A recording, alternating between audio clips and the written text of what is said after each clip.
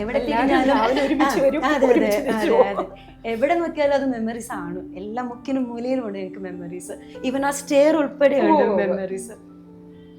നിവ്യയുടെ character എന്നെ പെട്ടെന്ന് ആൾക്കാർക്ക് ഇപ്പം തിരിച്ചറിയണമെങ്കിൽ സുരേഷ് ഗോപിയുടെ അടുത്ത് അവൾ പറയുന്നത് വി ഹേറ്റ് യു എന്ന് പറയുന്ന ആ കുട്ടിയാണ്. അതായത് ആ ചെറിയ ഇവർ 5 പേര് വലിയ ആൾക്കാരും അതിൻ്റെ താഴെയുള്ള കുട്ടികളിൽ 3ാമത്തെ ആളാണ് നിവ്യ.